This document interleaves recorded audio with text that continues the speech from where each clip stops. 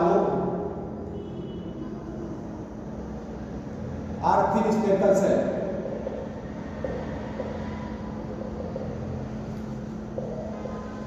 That will be for the conducting. अगर बच्चों को कंडक्टिंग के लिए लेते हैं तो माना कि कोई स्पेयर है,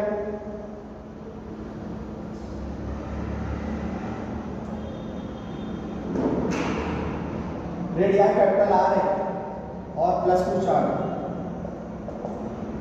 तो कैसे जो है कि गॉस थ्योरम को अप्लाई करेंगे? Apply Gauss theorems.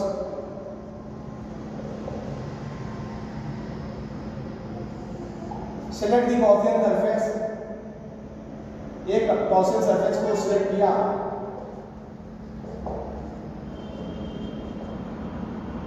select the Gaussian surface, then to see the E vector and ds vector.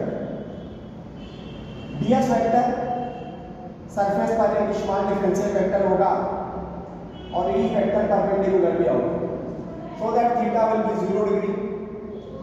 Apply the Gauss law, that will be closed integral of E dot ds is equal to q enclosed upon k epsilon.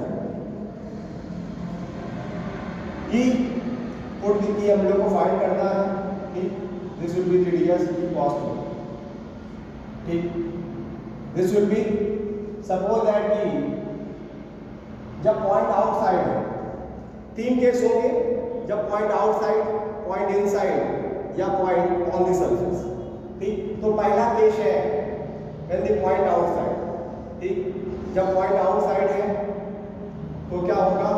When the point outside, point on the surface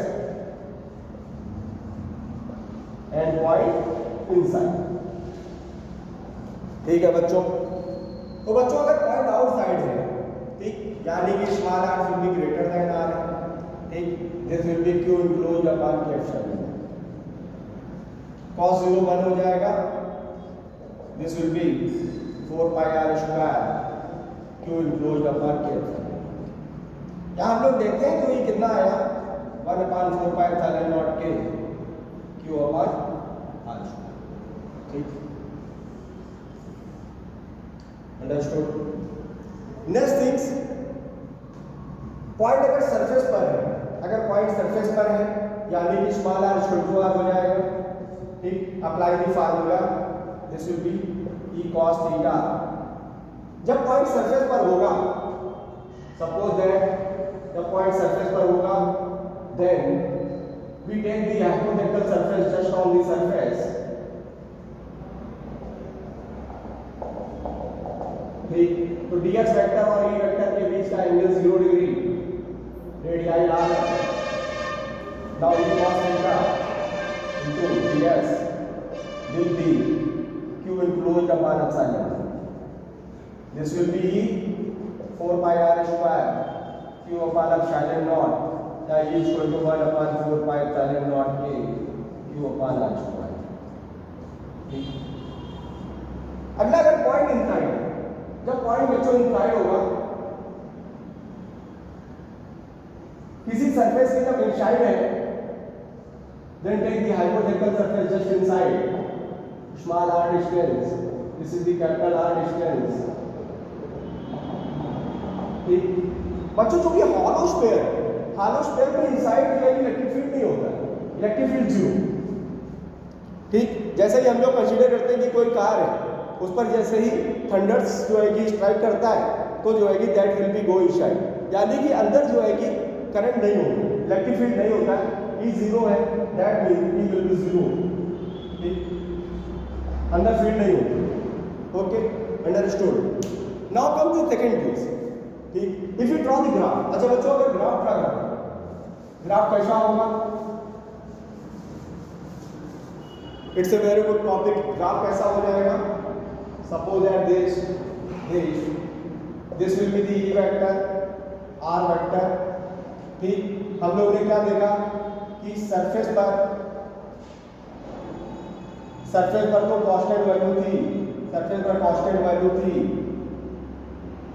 Q upon capital R square, ठीक, और inside 0 है और बाहर 1/r है 1/r, so that this is the graph for the conducting hollow sphere. Understood? चलिए, now discuss the case of the non conducting. Why in case of the non conducting, अगर बच्चों हम लोग नॉन कंडक्टिंग की बात करें, okay, same as non conducting solid sphere. Solid की बात करें तो अभी भी 3 केस होंगे, small R greater than R, small R equal to R, small are less than. इन दोनों केसेस में electric field as before, same as before, this will be the same as before। लेकिन इनसाइड के case में, while in case of the inside, कोई solid है, अगर inside की बात की जाए, suppose that select the Gaussian surface, take the ds vector, e vector,